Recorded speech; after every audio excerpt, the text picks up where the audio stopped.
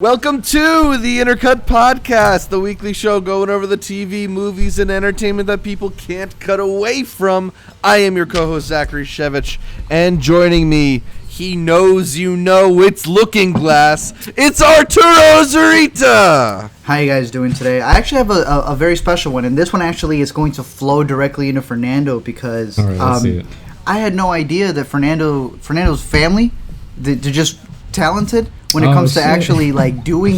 I had no idea this was coming my way. I've been saying that at the beginning of each episode I wanted to add something to the wall as it continues to grow and stuff. Alina had made this one. We have a blockbuster game and some other stuff, but this week's actually comes from Fernando. I had no idea. What's your sister's name? I actually don't know her name. I feel terrible.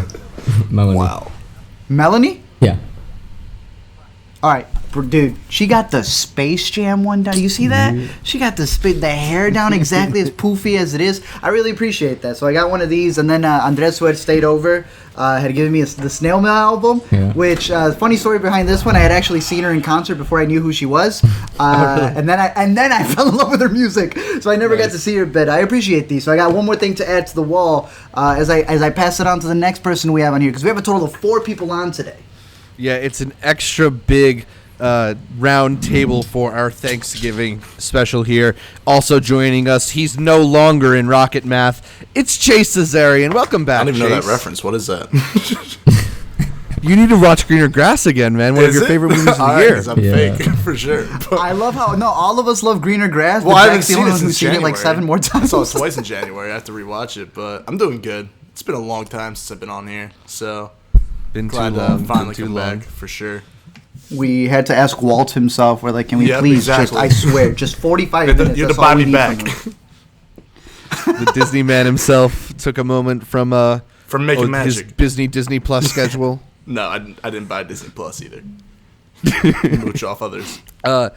And also already mentioned, we've got half producer, half intern, all adorable. It's Fernando. Oh, thank you, guys. Say what up, Fernando. Glad you liked it. I have it for a while, and my sister drew it a long time ago, but finally got it to you. Glad you liked it. Glad to be here. Wait, you draw as well? No. I'm horrible at drawing. Oh, you've had the picture for a while. I've had it, Okay, yeah. I thought I was like, I've had this talent for a while to draw, No. and I know you do animations, but I'm just not going to offer up my services. It's exciting to be here. In a little bit, we're going to just talk about the things we've been watching. It's an extra big what we've been watching, unstructured intercut episode with all of our guests here. We just want to, see what we've been thinking about, catch up with the family as one does over the holidays. But first, we are brought to you by Mort & Co. Mort & Co. themed cancels. They're the happiest scents on earth, and they're available to you through their Etsy shop. Just search Mort & Co. on Etsy for a wide array of scented candles, a lot of which are based on your favorite Disney properties. Art, what you got over there? What's that scent?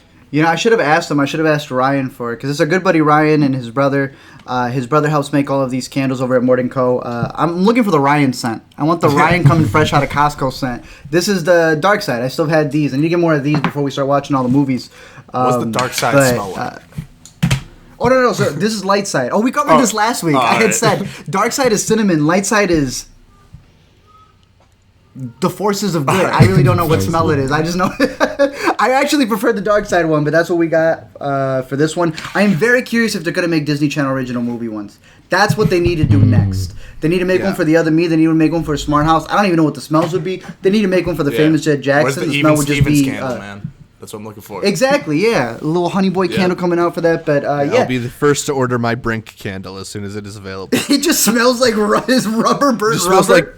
It smells like old rollerblades. Yeah. Exactly, but definitely check out their link, always down below in the comment section or the description. And they do a little discount for the candle of the month, so definitely go check them out as they sponsor every single episode. Yeah, Mort & Co. candles. Their candles definitely smell better than old rollerblades. Anyway, hey, make sure you're subscribed to the Intercut Podcast, either the video podcast on youtube.com/intercutpod or the audio podcast available on most podcatchers. Also follow Intercut on social media, whether it's Facebook, Twitter, or Instagram. We are at Intercut Pod. That's at Intercut POD. That's short for podcast. Art, we're going to start this show the way we start it every week here on Intercut, even though we're going to, just kind of keep this going the whole way.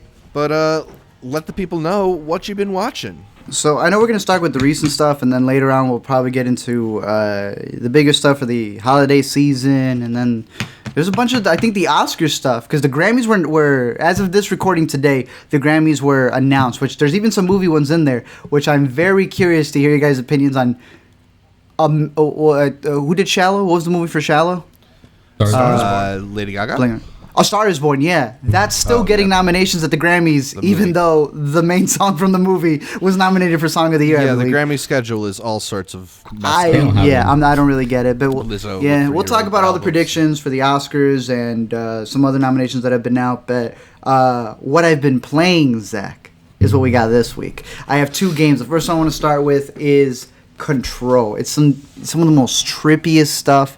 I think you said you had heard about it. I don't know if the Chase. Yeah, I watched a little bit of a walkthrough on YouTube, and it is a very trippy and bizarre game that I didn't quite understand from that first hour or so of playthrough. I still don't get it. You just walk in, you're pretty much this director. I felt it feels not so much like the Stanley Parable, but that you're like walking through this facility and you know something's up, but you don't know what it is. No one's letting you know. And the narrator knows they're a narrator in a sense, and you're just walking around. I will give this game this, because I've been playing this, and Alina has been playing for the Switch, Luigi's Mansion 3. She loves the fact that you can, how do I put this in the most PG way, suck everything in that game. In this game, you're able to explode whatever you want. Alina is a sucker when it comes to literally seeing every possible... If you can collect a coin, if it can be collected, she wants to get it. I just care for the story. That's the only thing I'm there for. I will leave back 10,000 in coins and DLC, whatever it is. I just want the main story. She has been loving Luigi's Mansion. I'm a huge fan of the first one. I guess this is Luigi's Mansion, but you're a female character with the power to suck, I guess, just like Luigi, or explode things. And there's these ghosts in there as well. I still don't really know what the story is, but that's only because I've only played through the first couple of hours. Because then I got Death Stranding. After everything you said last week, I had to jump on that game, and you underplayed this. We were just talking earlier in the podcast. If you have not played the game Death Stranding, I consider it a movie because, as Zach said, I moved my remote watching Bandersnatch more than I have playing this video game, bro. These cutscenes are 45 minutes long. It's just a movie. There's Caitlin was making fun of me, actually, because I was playing Death Stranding yesterday, and I put my controller down and picked up my Switch and started playing Pokemon while Death Stranding was going on. That's just disrespectful right there. I love how they, every time they show an actor, they tell you the name. The actor's name playing this. Directors, like you said, Guillermo del Toro will come out and it's like, oh, look, it's he's really acting. This is an entire scene with Guillermo del Toro presenting himself. I have yet to get to the other directors' cameos, like Edgar Wright, but Jordan Vogt Roberts. It is an interesting game. I have urinated. You were telling me I'm going to have to switch my shoes. I have figured out that this entire game is pretty much, I am an Amazon Flex driver. I'm an Amazon delivery driver, but it's in the post-apocalyptic time where when it rains, it causes you to age, or anything that the water touches causes time to go a little bit faster, and you see a drop. I don't even get the world. I'm barely there because there's also these giant beings walking around, but their feet are hands.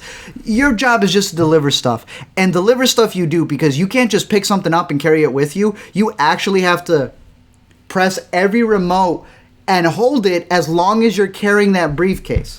So I'm over here. In order to grab something and walk with it, you need to keep the trigger button pressed, which is like a tedious little thing that also adds to the realism of the game in a way that I know a lot of people have been frustrated by, but I find like it's fascinating, hilariously involving. That too, at a certain point, it's like it crosses from it being very interesting and very like innovative to just like, this is just funny. It's just funny. It's like I'm taking care of a Tamagotchi pet, I think is what I told you guys, because it's like there's 20 different things you have to take into account. You have to pee ever so often, or else you will get like a urinary tract infection. You said you have to change your shoes, or else they're going to worn out and your feet will start bleeding. There is a level for your health, as we all know, HP. But then there's a level for your breath, okay, when you're in the water. But then there's a balance one, and then there's a running one. And it's like stuff that you've dealt with, like with the horses in Red Dead Redemption. You know, they start getting slower after a while. This is like an actual being who gets tired. But considering I'm also feel like I'm kind of carrying, I mean, I'm not walking with them. I'm just holding the stuff. I feel like my gain is also going down while I'm playing the game as well. I'm only a couple hours into it, but I find it fascinating.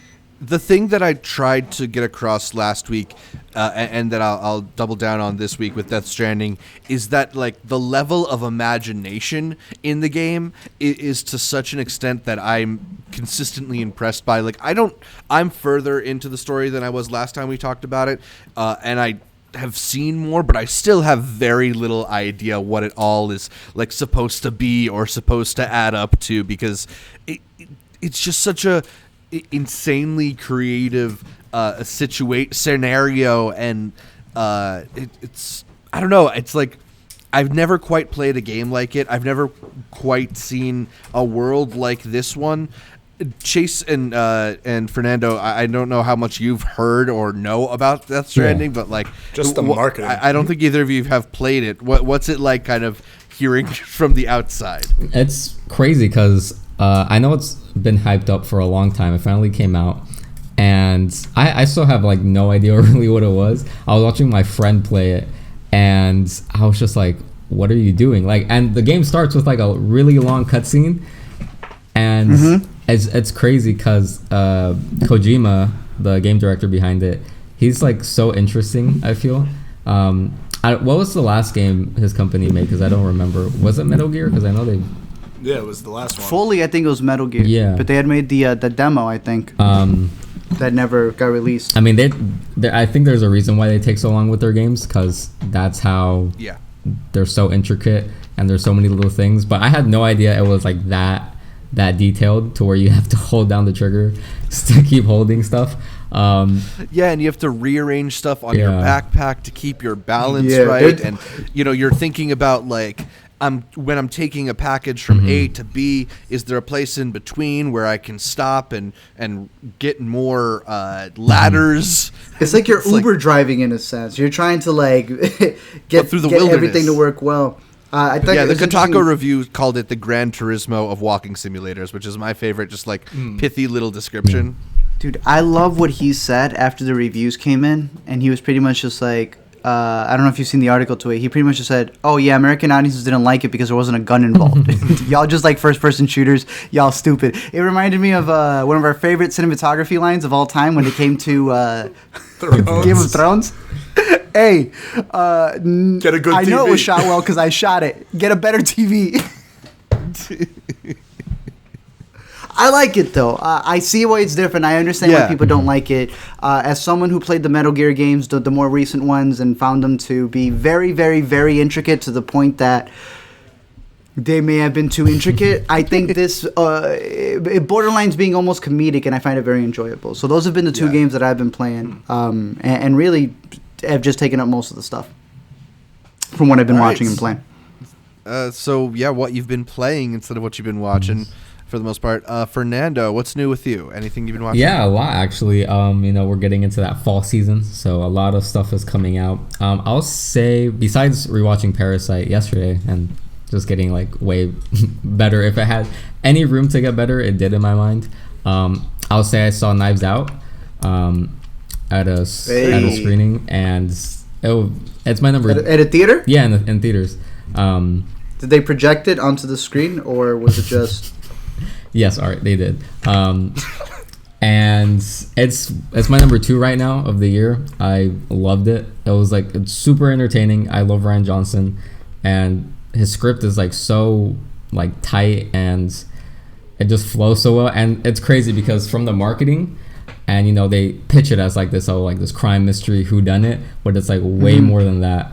The ensemble is great. I think the standouts for me were Daniel Craig, surprisingly.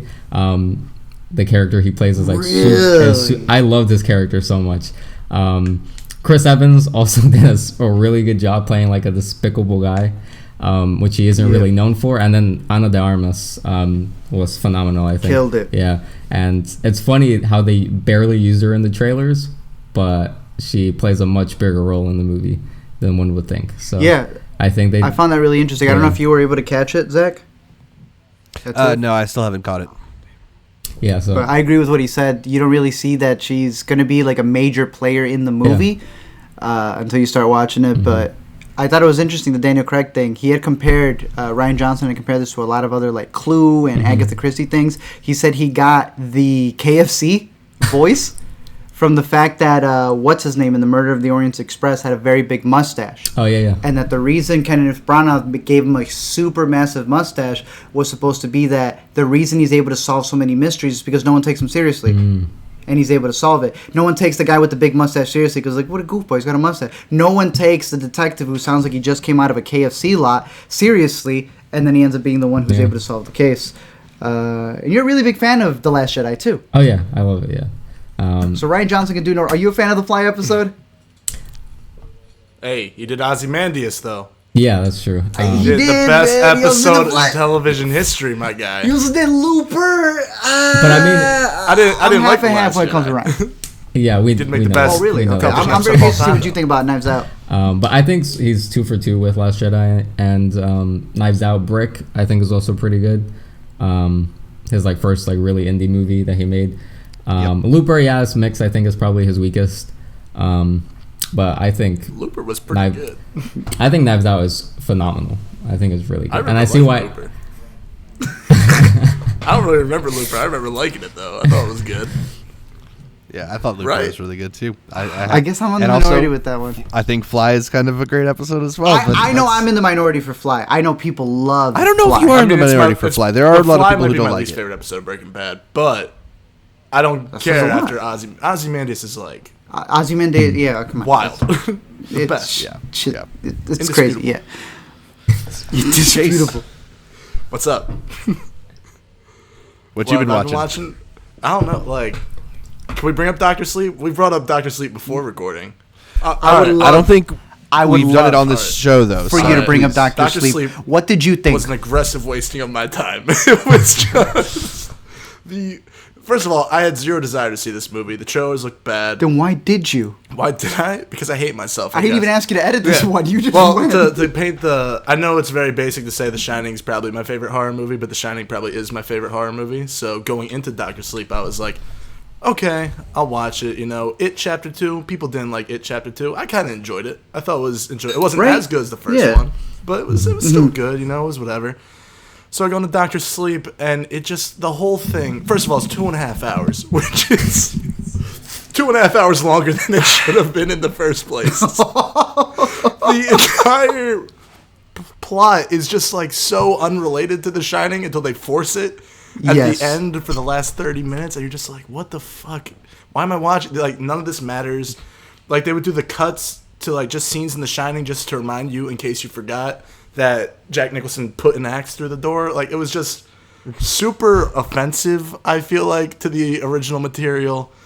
The CGI is garbage. It's like an X-Men movie, but worse than the X-Men movie that came out this year. None of the characters were cool. They definitely did New Jersey dirty with that location paid in for sure. It sounded right. Yeah. It sounded right to me. I was like, they're Jersey. They shot on location. Just like, I didn't realize what the movie was really about going in, and the fact that the whole plot is some people want to steal people's steam out of their body. The whole thing was so stupid and just a waste of my time. And that's the review, I guess. I don't know. And the biggest problem, though, it's not so bad that you could have a good time with it. You know what I mean? It's just so dull the entire time. And, that's nothing worse than a movie that's not even it was interesting enough to make it was fun just of. A waste of time. And everyone's saying it's one of the best sequels ever made. I'm like, what the fuck are you guys on? Yeah, that's the interesting part about it. I'm the only person here who hasn't seen it yet. Ask us, You know, like, what went wrong here? Because on paper, I feel like this is a great recipe. You get the material that created maybe the most iconic horror movie of all time. You get Mike Flanagan, who I think is one of our more interesting current horror directors. I thought. Love Hill House. What was it? I haven't seen Hill House is great. Gerald's Way or Game or whatever it is. I thought Oculus was very overrated, though. Yeah, I don't care for Oculus. I haven't seen that one, but the stuff of his I've seen I liked. So what happened here? He just didn't make a good movie. Fernando, have you seen it? Yeah, I caught it.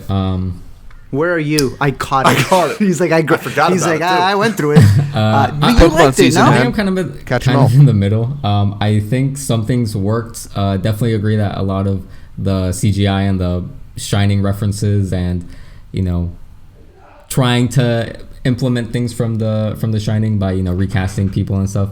Those didn't work for me all that well. I agree with Chase that it's pretty dull. It's like pretty one note the whole way through. So I can see why people might get like bored with it. I just think it's like really inoffensive though. Like I don't think it's terrible, but I don't think it's like really good either, like people are saying. Looks like a high school reenactment when they tried getting that girl to do the Shelley Duvall impersonation. The worst. Don't even get me started with the other thing thing of all time. Like, I don't want to get too into spoilers here, but I do think that there is a discussion to be had here because for me, I agree with Chase. I hate. Literally, I think it's offensive. I don't think it's inoffensive. I think it's offensive. Like, they brought Kubrick back from the dead, gave him a Twitter, verified that Twitter, and then made him promote this movie. The movie which King didn't even like. Yeah. Stephen King made his own TV version of it, just like he did his own TV version of it. Like, at that point, do you think he's making a sequel to that? I almost think it's like a rights thing. It's Warner Bros., right? Yeah. Warner Bros. Needed the rights to, like, bring it back or something. I haven't really fully read into all of that. But just story-wise, Mike Flanagan, why would you take the Shining notes? And supposedly he got Kubrick's own handwriting, he said. Like, his dimensions of the place. He said they recreated everything. I'll just put it to you this way. He recreates the blood coming out of the elevator. The guy from Fox, he's always so energetic. You know exactly what I'm talking about. If you ever seen this guy do an interview, he's like, did you actually do it? He goes, no, it was all digital. He's like, so not like the original. He's like, no one could ever replicate the original. Then why did you even try, Mike? Why did they even force you? You have to understand that this is Dr. Sleep is a sequel to Stephen King's book. Yeah. None of that has to do with Kubrick's Shining. So why did they take everything from the original Shining when you didn't even need any of that? Yeah. In Kubrick's book, there is no maze. It's these animal hedges that come to life. Yeah, I think the hotel don't look like that. I think they just try to do the best of both worlds because they know how much people love the original Shining. But obviously, that made no sense. Stephen King, a little bit of have their cake and eat it. Yeah, if you try and please everybody, though, nobody's gonna love you. You get Game of Thrones Season 8. What did that guy say? They both said, or one of them said, that we didn't want to, I didn't even like fantasy. So this guy was working on a fantasy series, not wanting to do fantasy, but that's the ending of your show. And that's what you get. So now you have them doing a Dr. Sleep movie, but taking from The Shining, even though The Shining has nothing to do with Stephen King's book, and that's why he hates it. And that's why it feels so weird that story from The Shining of this house that came in, and it's very all the ambiguity. Yeah. They just answer the question in this. They go, "Oh yeah, the house was haunted." Bro, when he goes, "Tony was my friend, and I never knew Tony was The Shining. I thought The Shining was an imaginary friend." I was like, "Yo, what are you doing?" Yeah. It borderline ruins a lot of what makes The Shining great. There's a point where do you remember in Avengers Endgame when they all appear? And someone goes, "Is this everyone?" And I think, what is it? Who's Doctor Strange's buddy? He goes, "What, did you expect more?" Yeah. Bro, there's a point where they gather everyone up from the Shining Hotel. The twins. The guy in the bear suit. And they all go, "All right, everyone, let's go take over this hotel." It's bad. Zach, you need to see it just so you understand what's going on in this movie. I have no idea why anyone would accept them even trying to touch Kubrick's The Shining, considering he's passed. He can't oversee it. He can't do anything. Everything else Flanagan did with Rebecca Ferguson's character and that whole idea of, I saw it a lot like American Vampire, if any of you guys have ever read that graphic novel series. Him doing that would have been great. And it's like these vampires trying to stay young, so they take other souls. What that has to do with Ewan McGregor? Yeah.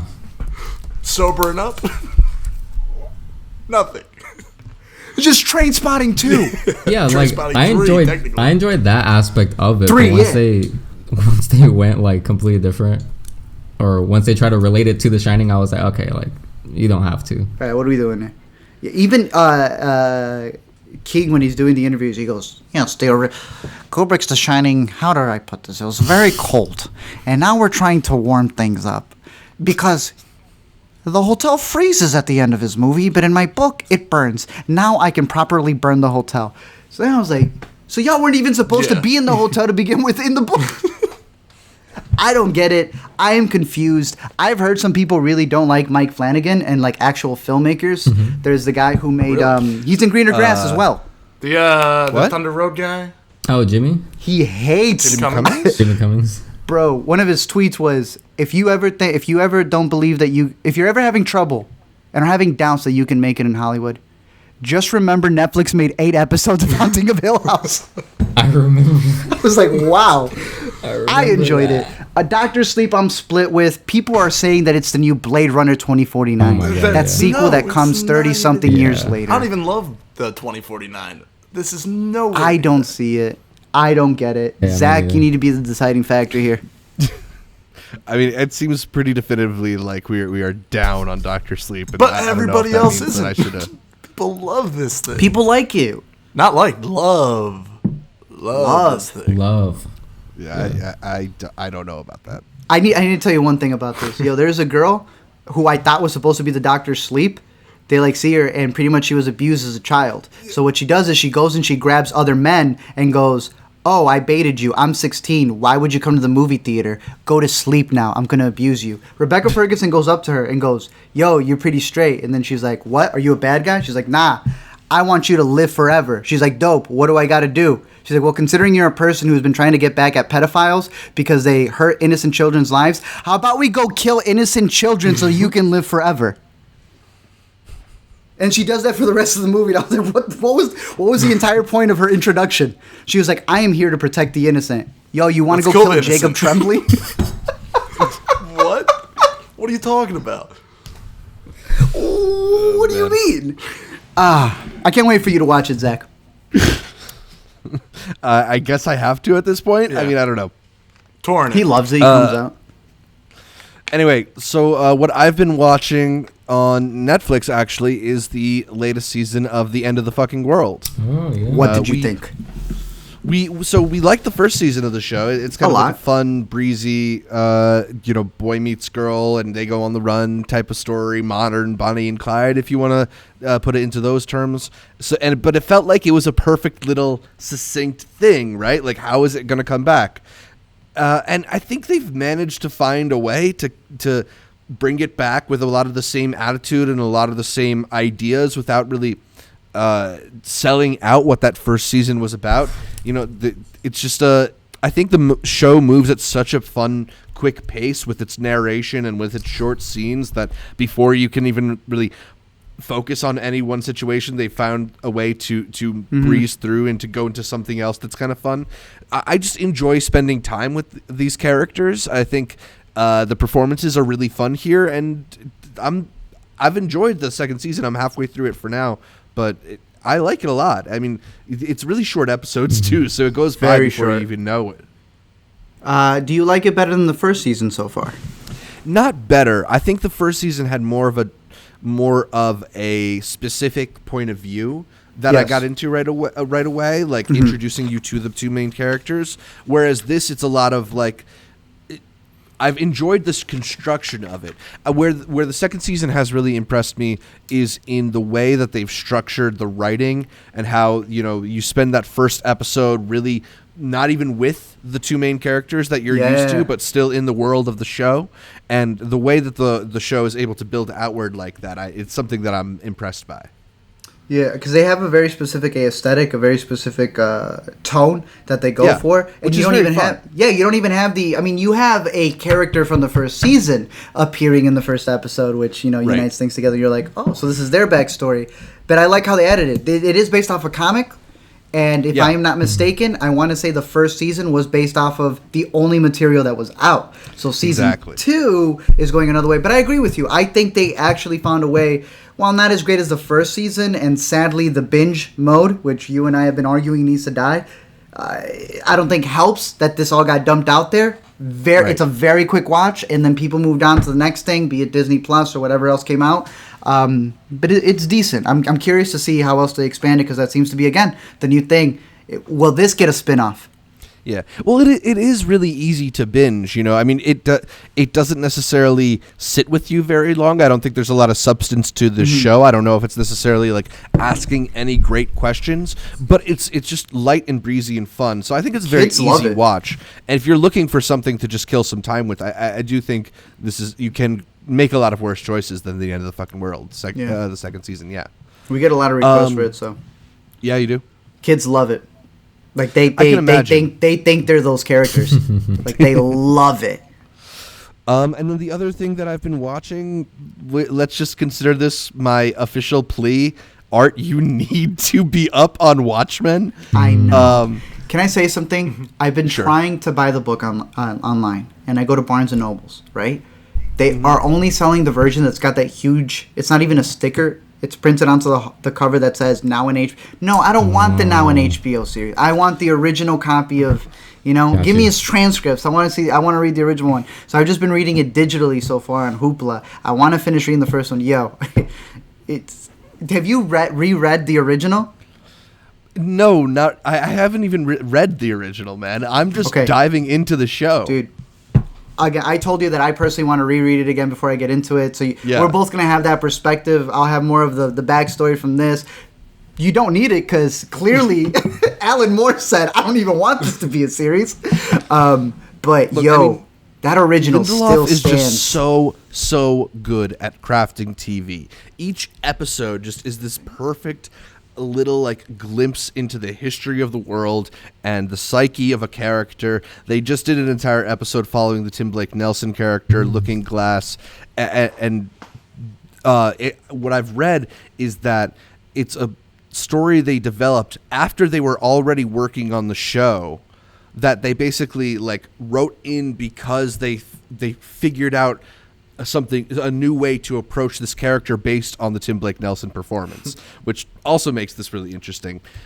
But as cool as episode 5 was in both showing more of the history of the world, intertwining it with the original story, and moving it forward into our modern day, I need you to be ready for episode 6, because episode 6 looked like the most Arturo episode of television I've maybe ever seen. It looked like me? Like it was made for you. What is it?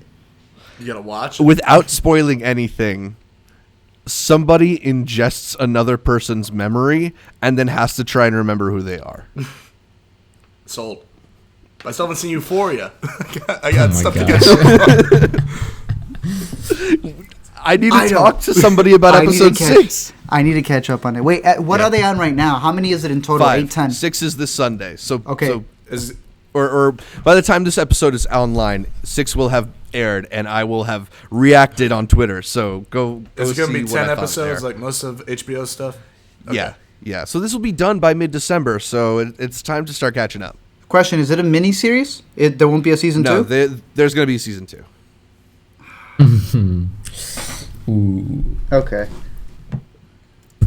I'm excited. If you're saying it's that good, then we'll see. But I will say, maybe my favorite thing on television as a right Damon now, Lindelof fan, I don't know if you want to continue for and I'm the biggest fan of Lost. That's my favorite show of all time. Mm-hmm. But I don't know if people want to stick around for 5 seasons to not get an answer again. I'm hoping that Lindelof has learned from his mistakes. Okay, considering that a lot of people liked how Leftovers ended. Hey, but he swears by Leftovers, which I'm surprised why he hasn't watched Watchmen, but I'm also surprised why Chase hasn't watched Euphoria. I'm surprised why Chase does a lot of things, but that's neither here nor there. Leftovers season 3. I haven't seen Westworld season 2. I got to catch up, all right? You need to rewatch Greener Grass. I got to rewatch Greener Grass so I get the reference. Yeah. Have you seen any of the movies on the posters behind you, or are they just there? No, but I thought the posters looked cool, so I thought, colors. Those are movies, Is that from your trip to Cabo? Films. Yeah, that's what my dad said. Did I send you that Snapchat? I was FaceTiming my dad, and the angle's on Leo right there. He goes, yo, is that a picture from you in Cabo? I was like, first of all, I'm honored. Second, pretty much, yeah, it's close. That was what his Snapchats looked like. All right. All right, so those are most of the things that we've been watching. What did you want to bring up, though? I did want to bring up the Oscar stuff. Fernando had mentioned the short lists that have been coming out dealing with the stuff. I don't know if you wanted to cover that right now or if you had something else to get into. Go ahead. All right, Fernando, if you could pull up the list. I believe they have like around 60 and stuff when it comes to it. I know we haven't seen most of them.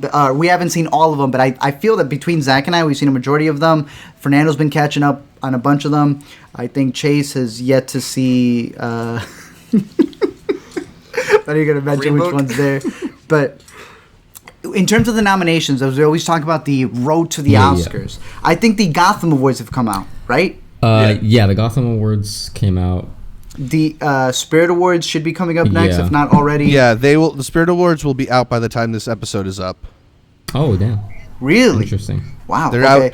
They are going to be out tomorrow, based on our recording date. Wow. Okay, this is going to be a great thing to go off of then. Golden Globes, then I believe is December. If they only announced their short list, right? If I'm not mistaken. Yeah.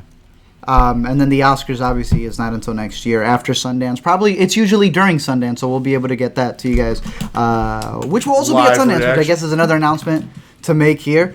Intracut at Sundance. For those of you going, we've been getting a lot of messages from people who have volunteered, and we were able to meet a lot of volunteers last time. So if you guys are going, we got a spot completely booked. If you're thinking of going to Sundance, I guess this is just a PSA, because a lot of people always ask us when we're already at Sundance how to go, and I was like, I was actually now. Yeah, this right now. In terms of Airbnb and getting tickets, I believe a lot are still available. We might link the video that I made last year or so. I think that for the most part, all of the advice that I gave still stands. Yeah. If you've been wanting to go to Sundance, I would highly recommend it. It is one of the more expensive ones, but go ahead, Zach. You know, we're not doing a full interview segment, but we did get a question from Kevin Padro. Go ahead. That might be worth addressing here. He said that he is interested in going to a film festival, I believe, for the first time next year. And he was asking our advice on which festival to go to, if there's better or worse ones to go to. Yeah. And speaking of which, I mean, Sundance, you know, we're talking about it coming up. It is like a premier festival. Fernando, I don't know if you had been to another major festival before you went to that one last year. Not really.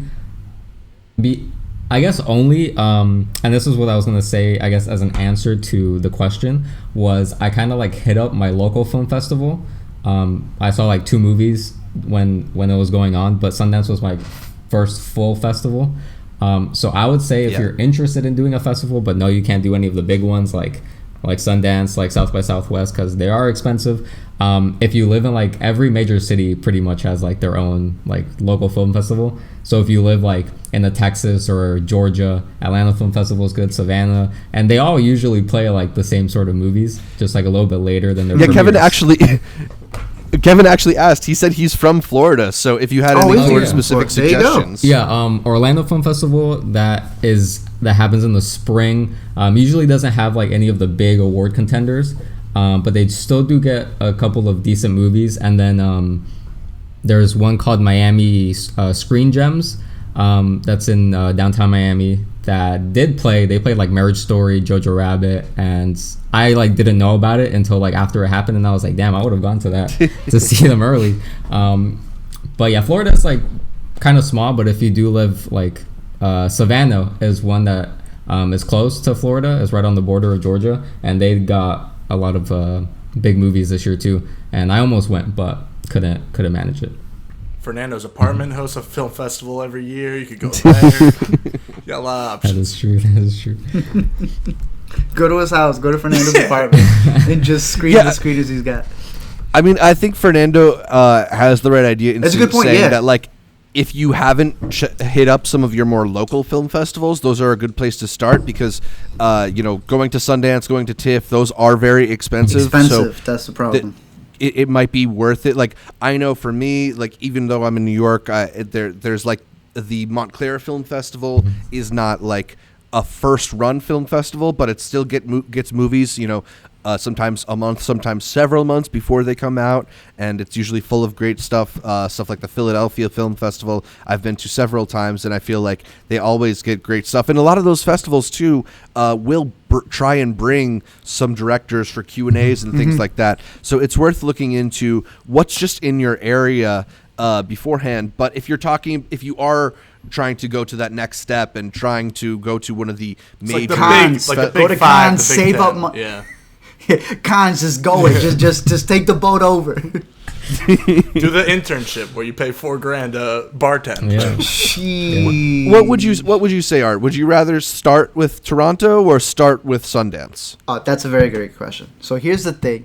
It all depends on where you're like located. Since he said Florida, I can give at least a better description of everything Fernando said. go for that. Those are all your local festivals where you're saving the big thing. There's 3 things you need to spend money on when it comes to a film festival: transportation, lodging, and then the only thing you really want to spend money on if you can, that's tickets. You want to see as many movies as possible. And the more money you spend on this one right here, which is to watch more movies, the least you care about these. If you can just cut out transportation because it's right next to you, that's the best. If you can cut out lodging, think about this. What do we always talk about Sundance? That's the place we want to go to get a pretty decent spot to what? Never be in it, because we want to be inside of a theater the entire time. So definitely take advantage of the Florida ones that you have. And a lot of Florida spots, like he said, will play that Marriage Story, which played at TIFF. It may not be the first, it may not be in September, but it'll play in October or November. I will say there was a lot that happened in October. If I usually split them between the first half and the second half. The first half ones being the Sundance, South by, Cannes.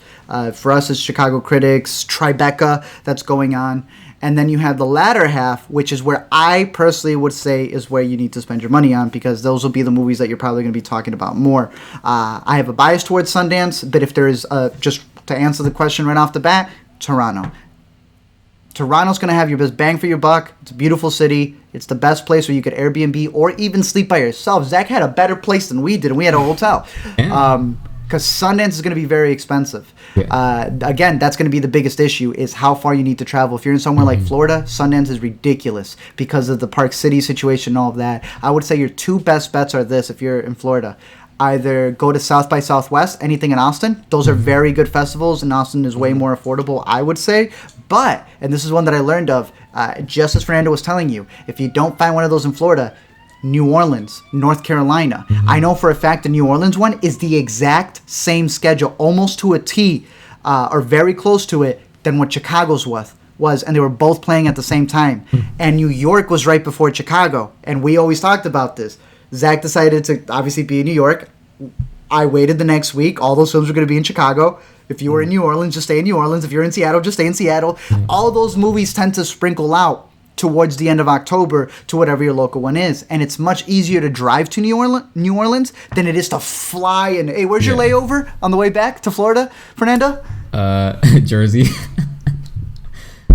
Well, you're going to Jersey? You end up with for like my hometown. You end up with a really bad flight. So I would always say for your first one, if you can just get your feet wet, do something that isn't the big, like Chase was saying, the Toronto, Sundance, whatever else. It can be as entry level as your local one, or it can be something like New Orleans, Chicago.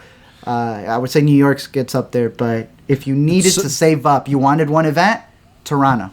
There's something magical about being in the mountains of Sundance and being able to go bounce from movie to movie to movie. I think it's a little bit easier in Sundance to do we were doing some 5 movie days, right? Like it's actually possible to do a 6 movie day in Sundance. I don't think that's even physically possible in Toronto. We tried. If you're gonna binge movies like that, which is not everybody's cup of tea, maybe it's Sundance. But the thing about Toronto, which you mentioned, it's a full city. It's a full city. Sundance. One of the things we're finding issues for is you book a place and somebody's like, "Oh wait, we haven't added our Sundance prices." Yeah. But Toronto, it's not like that.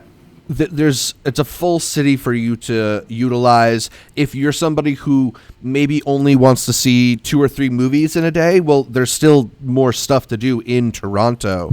Exactly. So it's another thing you got to ask yourself is, what is your movie versus vacation balance too? That's a perfect. I feel like a lot of people don't answer that, because what you're doing there is like, oh, I can't afford to go to Sundance. It's like, no, you can afford to go to Sundance, but that's also going to be your vacation for the year. Yeah. It snows at Sundance. That's a really big reason for why it ends up costing a lot more. But you have to take a lot into account. We know a lot of people who find a good spot, and then it turns out, but how much were the movers? Those Ubers end up being way more than the lodging you were taking. Right. So there's a lot of things you need to take into account. But I feel like once you wet your feet in the first one, you start getting more prepared. After we did our first, our second, our third, you kind of get the gist of it, and then you start noticing where are the best places for you to see movies. I think the most important part that you start getting, I know Andres was telling me this a lot, and I was telling it to all y'all last year as well, you start realizing how to pick your movies better. Yeah, you start realizing what categories produce your movies, and that's where you really get into it. And that's where you also know where to go. I know what to expect at Sundance as opposed to the film lineup in Toronto, as opposed to South Bys, and as opposed to the other stuff. And that's when you really start realizing where you want to go. And again, a lot of them play the same movies. You can go to Telluride if you want to see uncut gems in Colorado in the snow and you want to get $4,000 in debt. Or you can save up probably $1,000 and see uncut gems at many of the Telluride movies in Toronto, where you can then see the beautiful city and bump into Drake and homeless people asking you for weed money and everyone's just putting up the sixes because Toronto won. It's also the city that you're embracing a lot. Salt Lake, Park City. There's South by also Austin. You made a good point in that, like, if you really want to get deep into it and be like, figure out which festival is right for my taste in movies, it might even be worth going back and looking, what are the movies that won awards at this festival? What are the movies they produce? Something that I've mentioned on this podcast before, I believe all 9 out of the last 10 Oscar Best Picture winners showed at Toronto. So if you find yourself a fan of movies that normally get nominated for Oscars, Toronto's a great place for you. If you're really into like foreign films from like filmmakers who tend to not even get nominated for Oscars, maybe you should go to Cannes, you know? Yep. Yeah. How do I put this? I think you made a great point there. At Sundance, my favorite one was Loose. Bro, I've been getting messages upon messages, not like one specific person. I don't understand how Loose could be your number one, and now you don't even. Now you're all about all these other movies. I was like, so let me put this way. Loose was like the first movie I saw in January. Right. Yeah. Ever since then, you end up watching more movies. So it's going to be like that. If you realize that if you're watching it because you want to see the best picture early, Sundance maybe, but Toronto for sure. Yeah. If you want to go for indie movies, Sundance. You want to go for really indie? Tribeca. You want to go for really, really, really, really, really, really, really indie? Fernando's house. It's something in Florida. Yeah, go to Fernando's house. Slam Dance. There's Slam Dance. Yeah, there's so many festivals. It's just every taking that genre. first step. Find a group that you can go with. I would highly recommend. And then just hit us up. We're always there to give advice if we can. Yeah, so like Art was saying, that got us into this whole thing. We will be at Sundance again this year, so there's still enough time if you are planning a trip to this year's Sundance. Although I think some of the packages have expired. I don't know. Some of them, Fernando's more on top of that than I am. Yeah. But hopefully we'll see some of y'all there. For sure. We'll be dog sledding in between screenings. That's how we're going to be pulling up. But Fernando, I don't know if you got the list. Let's go through the movies. And what will, because we kind of went through this last week on what we thought was going to make the cut for Best Picture. We had talked about some of the ones for acting, what we thought were the front runners. I think actor is still our most heated debate. Oh, yeah. Yeah. All right, so this is a list of the Best Picture predictions. So obviously there's 10 possible nominees. That doesn't always work out every year. So I'll just read off. Should we do a yay or nay after he names each one? Sure. If As we if think I'm the it host. Yeah, if we think it's gonna be nominated, we can say yay or nay. All right, so starting with Once Upon a Time. Yay. Yay. Yay. Yay. Irishman.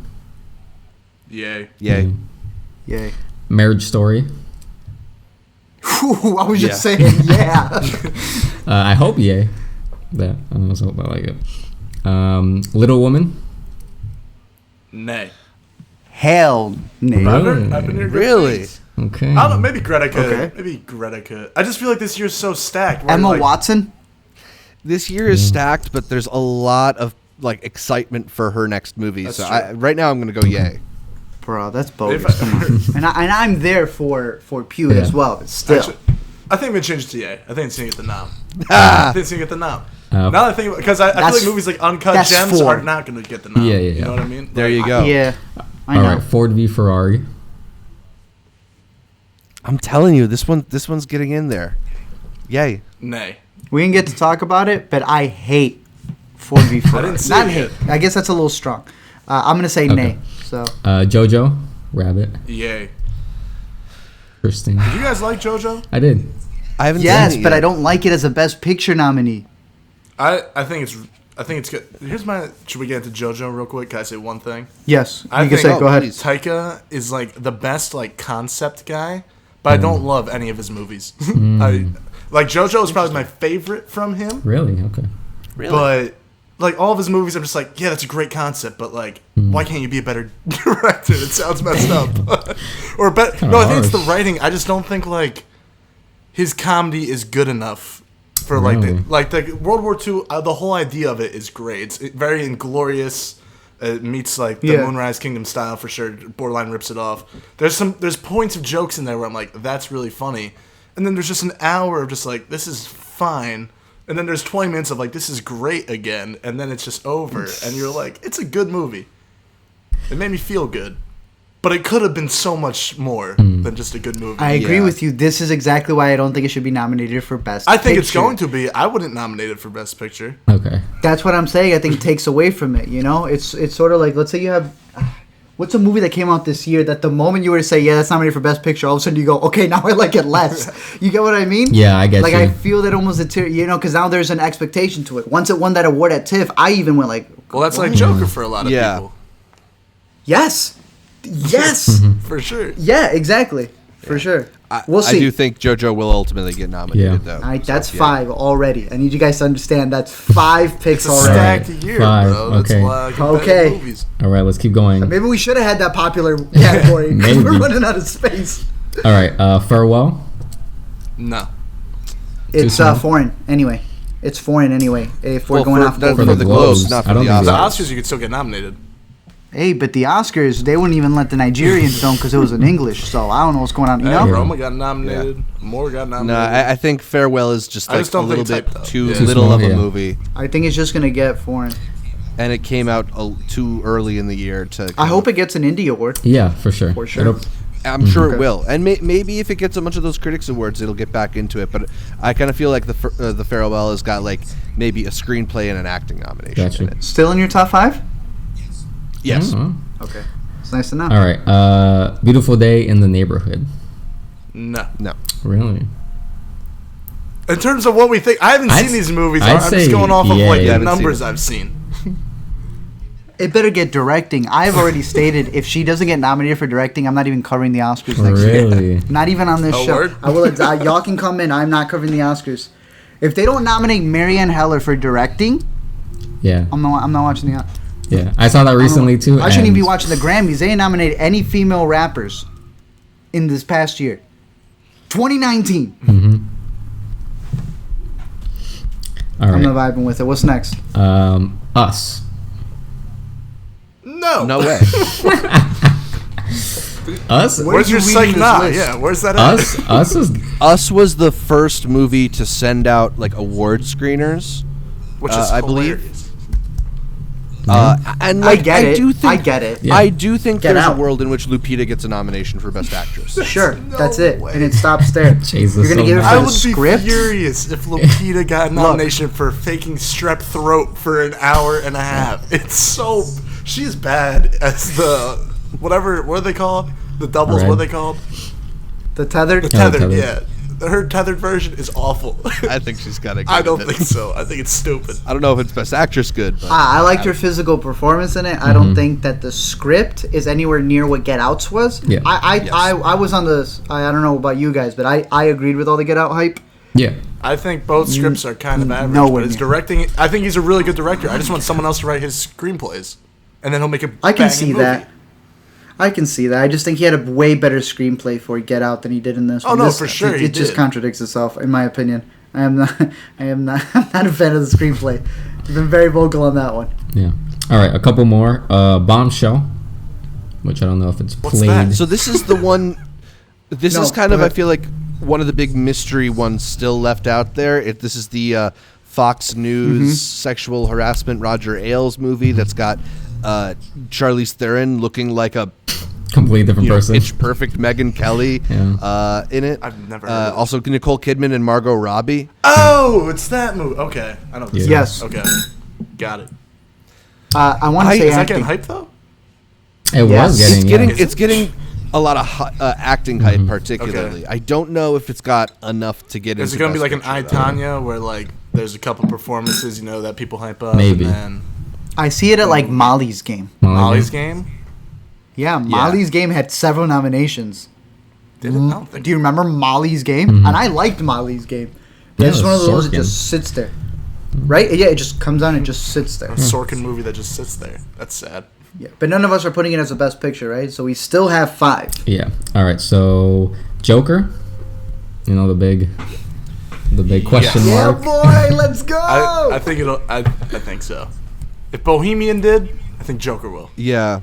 If Bohemian and Black Panther got nominated, there's no way Joker doesn't after winning Venice and after the praise that it's still getting from certain critics. And what was it, Golden Frog or whatever it was, that cinematography Golden award it Lion, just how won? dare you? Stop being disrespectful. It won the Golden No, Golden it won the Lion. Golden Lion at Venice, but it got some cinematography award recently. Did it as well? Yeah. Have you heard the cinematographer from Joker talk? I highly recommend just search up Joker cinematographer talking. He has a bit that he did teaching you cinematography. He just does not care. Like, he's just so blatant forward. So this is a light. What it does, lights up the room. Yeah. I think it should be. He goes, we got nominated. blues. That means it's cold. I love him. He's very straightforward. Plus, the cinematographer is hilarious. You heard the whole Jimmy Kimmel bit that happened? The Jimmy Kimmel bit. Jimmy Kimmel had Joaquin Phoenix over for an interview. Oh yeah, Joaquin Phoenix was method behind acting.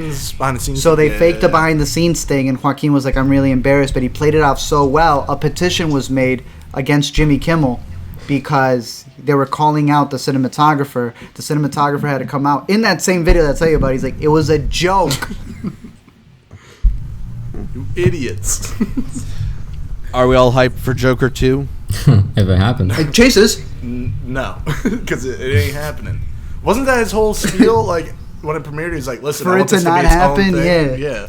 Yeah. The money, dude. Yeah, The but money. money. But I love when he it goes said- against like I love when he said he was like- everything. I don't know. I really said- like Joker. I know a lot of people hate Joker. I think it's still one of the better movies that came out this year. I felt uncomfortable the whole time. Thought it was the best superhero movie, quote unquote superhero movie since The Dark Knight. I enjoyed it a lot. Is it bad to say a slight Joker spoiler that I find very funny? Because I think the whole feel like movie's everyone a that troll, wants and to see it has seen it by now. It's been out for like has 2 already months. seen it, right? $1 billion. So you know how the whole movie he keeps pushing it. He's like, so Joker is a bad guy, but he keeps like defending Joker. Joker only killed people who were bad. Okay. Didn't Joker also like make up half the stuff in the movie, like the people? So isn't everything from Joker's perspective, thus meaning Yeah. whoever he thought was bad is completely irrelevant? Isn't that how bad people see people who have done them wrong Yep. as bad people? I'm gonna just leave it at that. I still think that it's gonna take a lot of. It's gonna carry so much buzz with it. I don't know anything about a sequel. I do agree with that tweet. A tweet took my joke before I made my follow-up video. They say if there's ever a sequel, we know it's just gonna be the same plot but in Bangkok.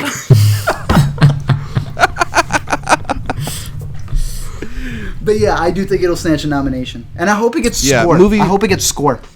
Movies that get a Score, couple interesting. nominations tend to get Best Picture nominations, Yeah. and I think we know that it's already going to get at least acting, At least probably acting. cinematography, and might get in there for production design and score. And we're already if you're talking like 4 or 5 nominations, Best Picture is probably going to be one of those. And I two. feel like they need like That's the box one film. office hit. You know, they always need like one that draws people. Like, Yeah. oh yeah, I Yeah. saw that Yeah. movie. A You know? billion, yo, the high, Ferrari. the first rated R to $1 billion. That's insane. Yeah. Joker outdid Jesus. Fernando, you got any more on that list? Yeah, a couple more. Two Popes. Kind of a wild card. Nah. That's Zach. Don't count out Two Popes. Mm-hmm. It's kind of just like a delightful little movie. Yeah. With a couple really great performances in it. I this is gonna be.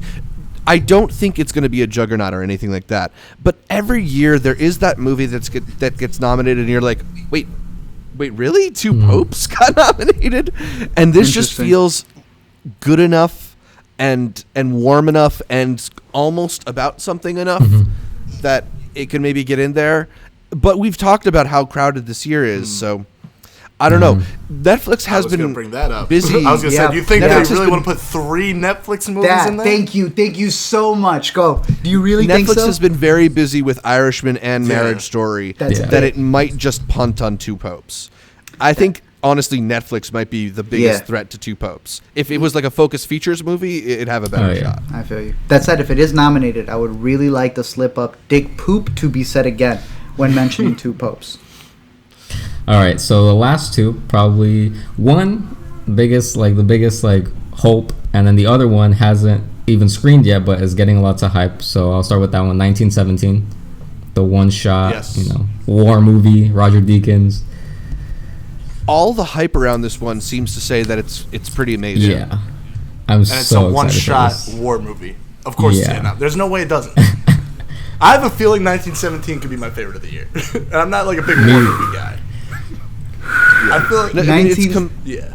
It combines that Birdman aesthetic with like Dunkirk. the war vibes that tends to get the Academy going. Like, let me tell you this: I've been seeing Best of the Decade lists, and I see Birdman on there, and I see Sam Mendes films on there. And I'm wondering why they didn't wait for the last Sam Mendes movie. Do you understand what I'm saying? This movie has me scared. I don't want to say I'm hyped up for it, but if it delivers, it could be my favorite movie of all time. All time. It's insane. Bro, sometimes this trailer comes up, it looks mad stupid because they're cutting when I first saw the trailer, I was like, oh, this looks okay. And then someone said, no, it's one shot. And I go, one shot. So all I'm thinking is, how are they getting from point A to point B without cutting? This is going to be my Chernobyl.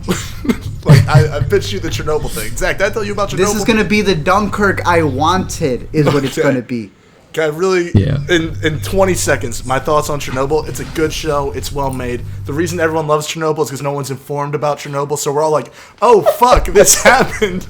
But none of us knew about it. It's like if Chernobyl was a Holocaust show, we'd all be like, oh, it's a good Holocaust show. None of us know shit about Chernobyl. So we're like, oh, fuck, that's crazy. But it's a good enough show. It's still good. Fun way to learn about Exactly. Chernobyl. It's like a history class, but it's a well-done history class. Way to learn about 1917, though, when you add Roger Deakins with a one-shot the whole time. That's cinema. Come on, bro. I saw Sicario on so many lists. Sicario wasn't shot in one take. I also love that, we waited all these years to give Roger Deakins an award for cinematography, and he finally gets one for Blade Runner 2049, and now he's coming out with the one-shot. Little Mickey said, y'all thought I was finished? No, sir. He came right Roger back Deakins. When did Oh Brother, Where Art Thou come out? Early 2000s. He practically invented. I dare go back and just watch the special features. You're going to be like, what are they... Are they talking about color correcting before that became he invented color correcting for that movie. They said you can get nominated, I guess. I don't know who they gave it to. He invented color correcting. What winners for cinematography will use for their movies for years later, Roger Deakins had created something for that movie and he didn't get anything. Isn't that insane? 1917, best movie of all time. All time. Citizen Kane. Or Fernando, you got another one? Is it Parasite? Because that's the other. Yay! This one is getting nominated. I think after all it's what the highest rated Letterboxd movie. Highest grossing foreign movie, right, in America? Oh, that ever? That too, yeah. I think they titled it the best of the decade. Of the year, though. Of the year, okay. I don't know. I just feel a lot of people. Oh, that's a yes. It's a yay. It's 100% yes. I hope Parasite snatches foreign. I hope it is able to be nominated for Best Picture. I will say this. I think Once Upon a Time in Hollywood takes it. Yeah. The whole thing. Safe. That's my thought for the last 2 months. I don't know if that changes once the best movie of all time comes out. I was going to say, what's our prediction right now? What wins? I think 1917. Once Upon a Time in Hollywood. Maybe Irishman. 1917, I think, wins. Once Upon a Time in Hollywood. I hope Art's right. I don't want it. It's not my pick to win. I know my pick to win is Parasite. But in my heart, it's my pick to win. If it won, I'd be ecstatic. But yeah, so I honestly think you get it. I think this is Tarantino's movie win. Just like bro, like Scorsese had Goodfellas, Departed tag team. Stupid. Departed. Nothing against The Departed. Not even woof. No, but Oscars tend to award great filmmakers Yes. for movies they made after their great films. Go ahead. And Tarantino being one of the undoubtedly great filmmakers we have, and not having one Best Picture is something that people are probably going to think about. And I think there's a real good shot that Once Upon a Time in Hollywood, particularly because it's one of his most palatable movies too. You know, he doesn't. I feel like it'd be weird for the Oscars to give The Hateful Eight in a Best Picture award. It'd be weirder for them to give it to Django Unchained, even though that's, you know, much more of a Tarantino classic. Weirdest if it's for his Star Trek movie. Can you imagine that? That's the one that wins it. Kill Bill 3. But Once Upon a Time in Hollywood is like agreeable enough. I feel like that a lot of Oscar voters would probably vote for it. Although I wouldn't discount Marriage Story. A lot of people in the Academy been through some divorces. Yeah, but like, do you think it would win? I feel it's too intimate for it to be the winner. Because I think of like what's been. Go ahead. I just feel like that's a movie that's going to really resonate with a lot of people. I want to agree with you. I love Marriage Story. That said, Once Upon a Time in Hollywood has every single bit of filmmaking in there. There is a Wilhelm screen. So you guys have ever heard about this, like people have made compilations. No. It is shot in almost every single aspect ratio. It is shot in black and white, and it is shot in color. It is shot in 70 millimeter. It has also been projected in 35 millimeter digital. He has, he shows there's cameos. The whole cast of the hippies are actors, kids. From Margaret Qualley to everybody, it's like this man went out and put everything into this movie. Quentin thinks Rick Dalton's a real guy. He does. I think he's a real guy. He has an IMDb for him. Like, it's ridiculous. He filmed so many commercials. He's trying to bears Rick Dalton into our memory. In a sense, so stupid. Yes. So I think that wins the Academy. I think that becomes his opus, even though it may not be our favorite. I mean, I know it's Chase's favorite Tarantino and my favorite, but. So so far I see that as winning. Would I love it to be Marriage Story? Parasite? What 1917 best movie of the year? Maybe, but what do you guys think about this whole argument online that Parasite can't win Best Picture? That it's not even really a contender. What's the argument? That just because it's foreign? Yeah, probably that it's foreign. If there's articles being written on why somebody, if they're spending time to write an article about how Parasite can't win instead of the movies that can win, you just answered your own question. Yeah. Also, a lot of people are saying, if Roma couldn't win last year with all the engine behind I was gonna say Roma had a can Parasite win? Campaign. What I would say, though, in response just to that specific point, is that Parasite isn't an entirely black and white movie set in the past. About like a family's maid. Like, it's a really fun movie, Roma's great, don't get me wrong, but like Parasite's a movie that I think just about anybody can enjoy. You don't have to, it's not homework. It's the most American foreign movie ever made. And Parasite played in theaters. That's true. That's true. What was the last foreign film to win Best Picture? Is there one? Has a foreign one? I don't think there is one. Did Life is Beautiful win Best Picture? I think maybe.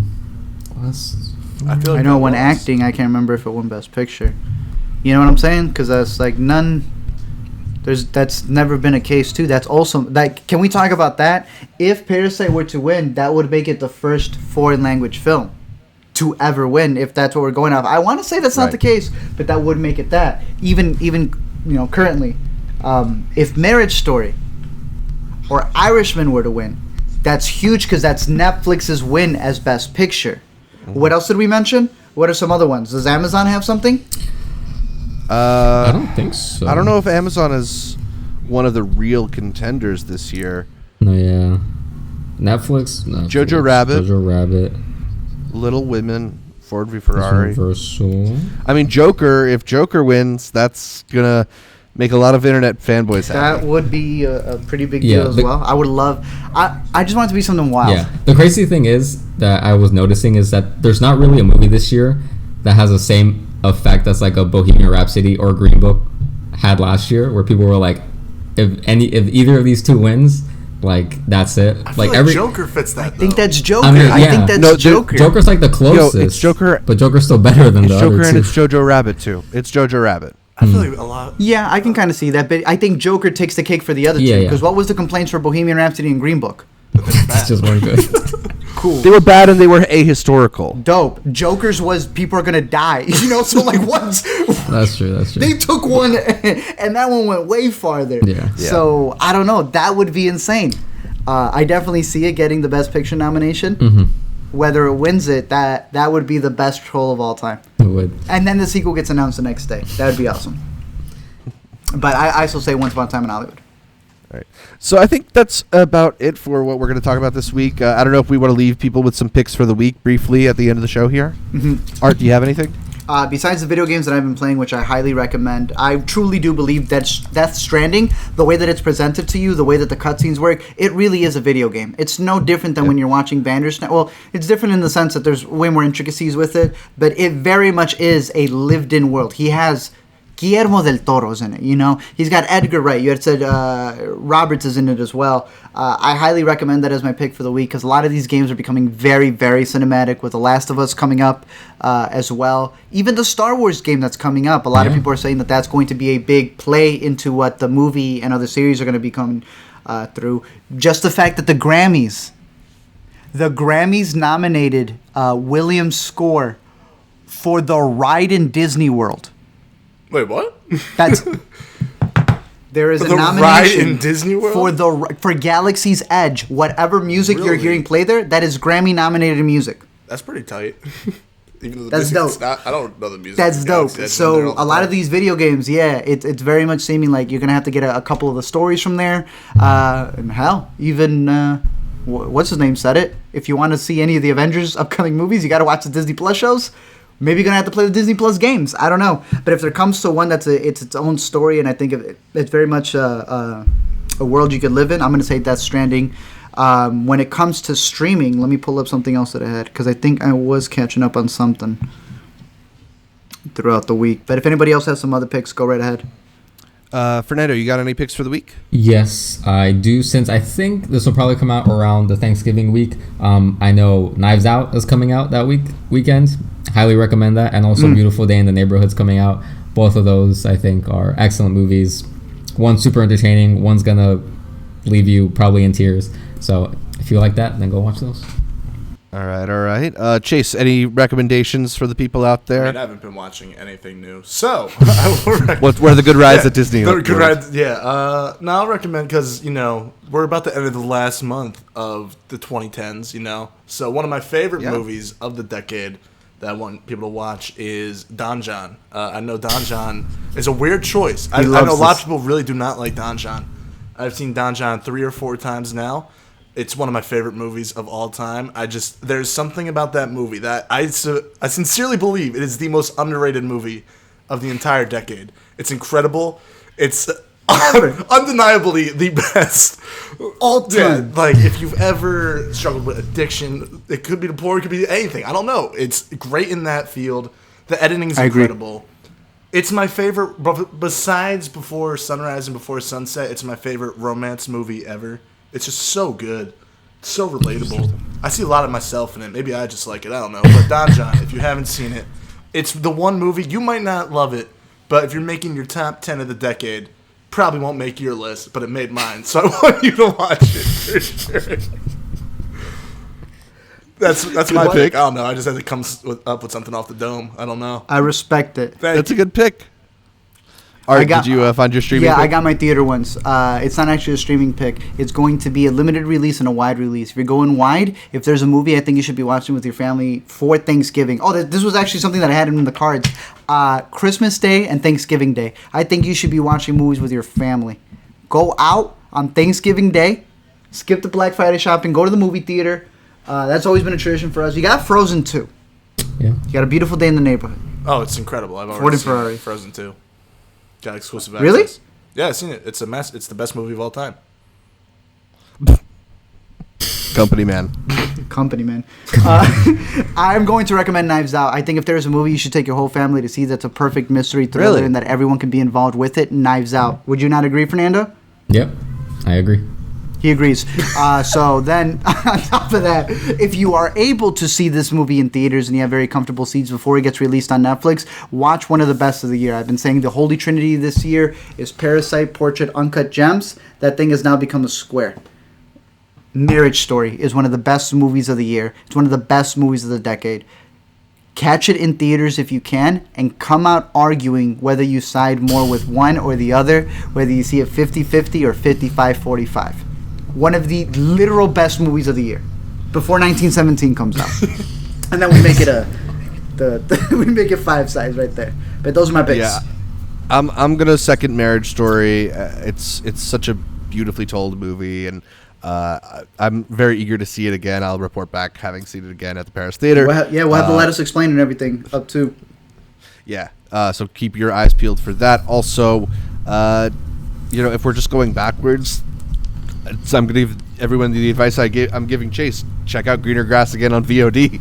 It's so good. There you go. He's seen it. He's got like an addiction. You were talking about Don John. This man is just, whenever he can, watches Greener Grass. Which I respect. No, but what I'm actually gonna recommend people do, I'm continuing with Chase's thought, revisiting some of the best of the decade. I've really enjoyed going back and watching Social Network again. Like, that movie is just so well done, and really, I think there was this idea when the movie came out, that's not really how Mark Zuckerberg is. The movie has this like different agenda, and the more we kind of learn about Facebook as a company, the more this movie feels like it's predicting the future. It's just every scene is so well choreographed, and Fincher, for all of his movies, this might be his most immaculately constructed one. I really love this movie. It's gonna probably end up in my top 3 of the decade. So definitely recommend checking that one out again if you haven't. So your seen favorite it in a Fincher? while. Yeah, it's my favorite Fincher. Wow. Nice. Now I want to watch it. Damn it, I got a busy list. I'm going to be watching Social Network again for the 5th time. I did it. But I guess that's all for this week's show. You can catch more from me, Zach Shevich, by following me on Twitter, Instagram, or Letterboxd at ZShevich. That's at ZSHEV, V as in V Ferrari, ICH. And check out my YouTube channel, youtube.com/multiplex show. Art, where can people find more from you?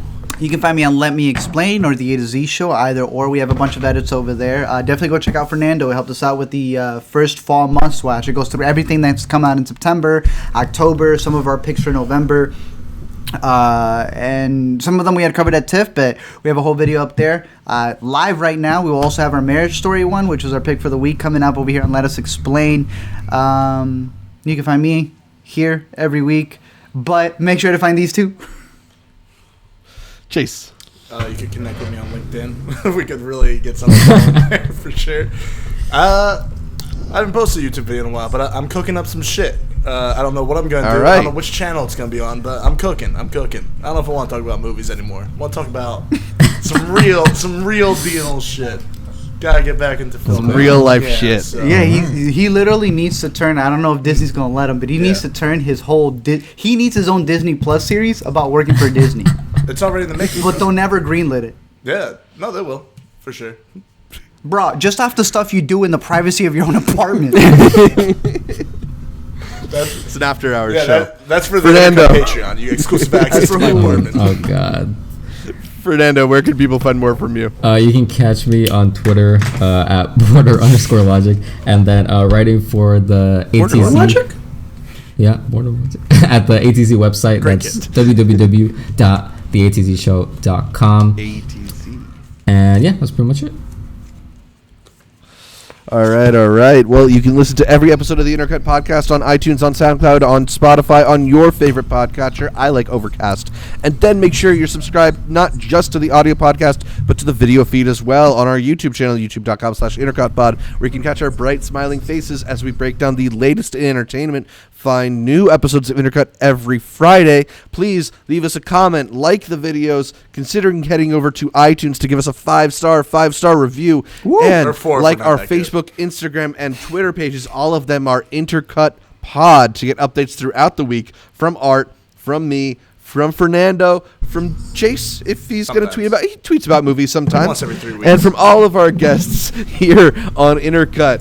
Thanks again for tuning in. And until next time, happy holidays, I guess. I don't know. I didn't write something for this one. And that one was cute. That was adorable. Yeah. Have a good one. We're thankful for you guys. Have a magical day.